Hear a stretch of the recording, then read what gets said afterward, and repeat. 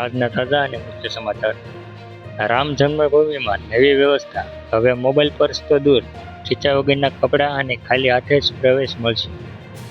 અયોધ્યા રામ મંદિરના દાન કથિત ગેરરીતિ અને 2.5 કરોડની રિકવરી બાદ ટ્રસ્ટ દ્વારા મોટો નિર્ણય લેવાયો છે. હવે દાન ગણતરી રૂમમાં કર્મચારીઓ માટે ખીચા વગરના કપડાં ફરજિયાત કરાયા છે અને મોબાઈલ પર્સ પર પ્રતિબંધ લગાવાયો છે. વાંચો સંપૂર્ણ અહેવાલ. અયોધ્યામાં ભવ્ય રામ મંદિરના નિર્માણ અને પ્રાણ પ્રતિષ્ઠા બાદ દેશ વિદેશમાંથી ભક્તો દ્વારા કરોડો રૂપિયાનું દાન અર્પણ કરવામાં આવી રહ્યું છે. જો કે આ દાનની રકમમાં કથિત ગેરરીતિ અને છુપાવનારા કિસ્સા સામે આવ્યા બાદ હવે શ્રી રામ જન્મભૂમિ તીર્થ ક્ષેત્ર ટ્રસ્ટ એક્શન મોડમાં આવ્યું છે. ટ્રસ્ટ દ્વારા દાનની ગણતરી અને તેની વ્યવસ્થાપન પ્રણાલીમાં ધરખમ ફેરફારો કરવામાં આવ્યા છે. સુરક્ષા અને પારદર્શિતા વધારવા માટે હવે ગણતરી રૂમમાં કામ કરતા કર્મચારીઓ માટે એક ખાસ ગાઈડલાઈન જાહેર કરવામાં આવી છે.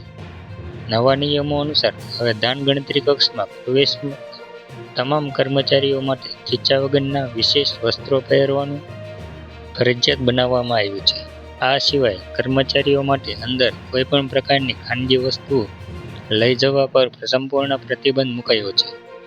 હવે કર્મચારીઓ ગણતરી કક્ષમાં નીચેની વસ્તુઓ સાથે પ્રવેશ કરી શકશે નહીં: મોબાઈલ ફોન, પાકીટ કે વોલેટ, કોઈપણ પ્રકારની બેગ, થેલો, ઝોલો, અન્ય વ્યક્તિગત સામગ્રી.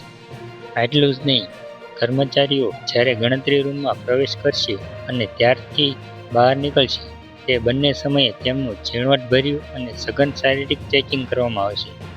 સૂત્રો પાસેથી મળતી માહિતી મુજબ પારદર્શિતા જાળવી રાખવા અને કોઈ અનિચ્છનીય ઘટના ન બને તે માટે ગણતરી રૂમમાં તકનીકી સુરક્ષા પણ વધારી દેવામાં આવી છે. પહેલા આ રૂમમાં 6 સીસીટીવી કેમેરા કાર્યરત હતા, જેની સંખ્યા વધારીને હવે 10 કરી દેવામાં આવી છે. આ સમગ્ર ગણતરી પ્રક્રિયાનું સતત વિડીયો રેકોર્ડિંગ કરવામાં આવે છે અને મલ્ટી લેવલ મોનિટરિંગ સિસ્ટમ દ્વારા તેના પર નજર રાખવામાં આવી રહી છે. તદુપરાંત હવે ડિજિટલ અને ફિઝિકલ લોક પણ જાળવવામાં આવી રહ્યા છે. ગણતરી કક્ષામાં જતા દરેક કર્મચારીનો ચોક્કસ રેકોર્ડ રખાય છે.